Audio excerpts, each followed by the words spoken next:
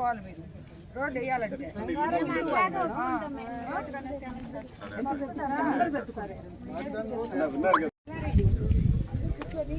Local నాయకుల్ని మీరు అందరూ కూర్చొని ముందు ఎంక్రోచ్మెంట్ కి ఎంత రోడ్డు ఉందో ముందు రోడ్డు కొలవండి.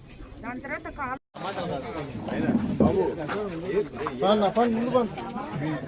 తీసుకొని ఆఫీస్కి రండి, సంబంధిత అధికారులతో మాట్లాడి నేను ఏం చేయాలో చేస్తాను. సరేనా? అందరికీ నమస్కారం. ఈరోజు ముందుగా మన జాతీయ పంచాయతీరాజ్ దినోత్సవ శుభాకాంక్షలు తెలుపుకుంటున్నాము.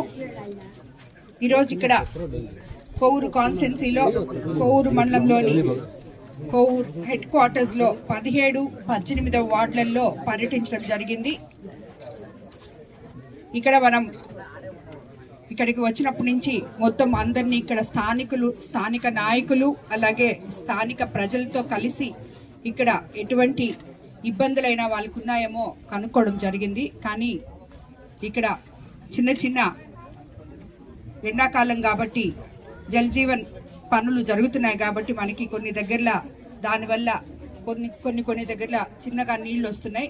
అవి ఒక 3 రోజుల్లో రెక్టిఫై చేస్తామని ఇక్కడ కొత్తూరు హరిజనవాడలో ఇప్పుడో 20 సంవత్సరాల క్రితం నుంచి కాలువలు లేని దగ్గర కాలువలు, సుమారు 30-40 సంవత్సరాల నుంచి శ్మశానానికి పోవడానికి వీళ్ళకి హరిజనవాడ వాళ్ళకి దారి లేకుంటే ఆ దారి కూడా మన ప్రభుత్వం అధికారంలోకి వచ్చిన తర్వాత మనం చేసి ఇవ్వడం జరిగిందని వీళ్ళందరూ కూడా స్థానిక నాయకులందరూ చాలా సంతోషం వ్యక్తం చేశారు. అలాగే కొన్ని రోడ్లు కూడా ఇక్కడ వేయడం జరిగింది. కరెంటు పోల్స్ లేకుండా చీకటిగా ఉంటే ఈ రోజు మీరంతా చూస్తున్నారు ఏ రోడ్లో తిరిగినా వెన్నెల్లాగుంది. పెద్ద లైట్లు వేసాం, కరెంటు స్తంభాలు వేపించి కొత్తగా. సో ఈ ఏరియా అంతా కూడా ఇంకా కూడా ముందుకి వీళ్ళకి చిన్న రోడ్లు, లింక్ రోడ్లు, అలాగే కొన్ని డ్రైన్స్ అవన్నీ ఉన్నాయి. అవి కూడా మనం చేసుకుంటాం. మనం అధికారంలోకి వచ్చిన తర్వాత మీకు అందరికీ తెలుసు చంద్రబాబు నాయుడు గారు సంక్షేమము, అభివృద్ధి సమపాలనలో తీసుకెళ్తూ ముందుకెళ్తున్నారు. ఆర్థిక వ్యవస్థలు అస్తవ్యస్తంగా ఉన్నా కూడా దాన్ని సరిదిద్దుకొని 22 నెలల్లోనే ఎన్నో సంక్షేమ కార్యక్రమాలు మనం చేసుకోవడం జరిగింది. అలాగే ఒకవైపు అభివృద్ధి కార్యక్రమాలు చేసుకోవడం జరిగింది. ఈరోజు ఈ రోడ్లు, ఈ కాలువలు, ఈ కోవూరు టౌను ఈ రోజుది కాదు, ఎప్పటి నుంచో ఉంది.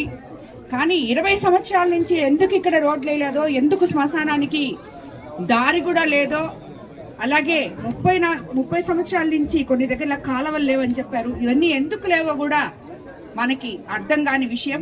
సో గత ప్రభుత్వానికి ఈ ప్రభుత్వానికి చూసుకుంటే అభివృద్ధి పనులు శరవేగంతో జరుగుతున్నాయని చెప్పి మనం అందరము కూడా నిజంగా సంతోషపడాలి. ముఖ్యమంత్రి చంద్రబాబు నాయుడు గారికి ధన్యవాదాలు తెలుపుకోవాలని కూడా మీకు అందరికీ తెలియజేసుకుంటున్నాను.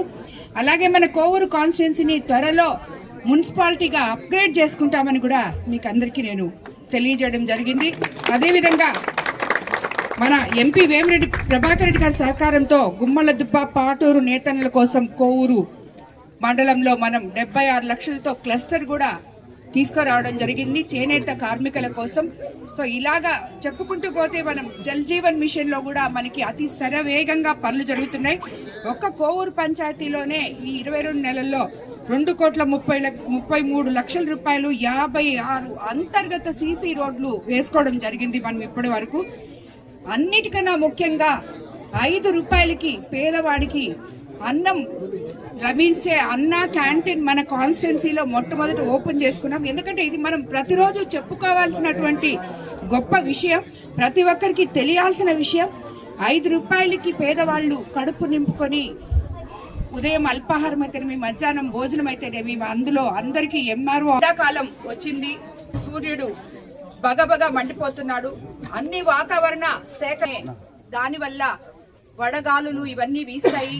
అందుకని ప్రతి ఒక్కరు కూడా జాగ్రత్తగా ఉండాలి. మధ్యాహ్నం పూట ఎండల్లో పెద్దవాళ్లు, వయసు ఉన్నవాళ్లు కూడా తిరగకుండా ఇళ్లలో రెస్ట్ తీసుకోవాలని చెప్పి సన్ స్ట్రోక్లు తగలకుండా అక్కడక్కడ మనము ఇవి చలివేంద్రాలు కూడా పెట్టడం జరుగుతుంది. మన నాయకులు కూడా చొరవతో అన్ని ఒక్కొక్క దగ్గర ఏర్పాటు చేస్తూ ఉన్నారు. కాన్స్టిట్యున్సీ మొత్తం కూడా రాబోయే రోజుల్లో చలివేంద్రాలు కూడా ఏర్పాటు చేయడానికి సన్నాహాలు చేస్తున్నాం.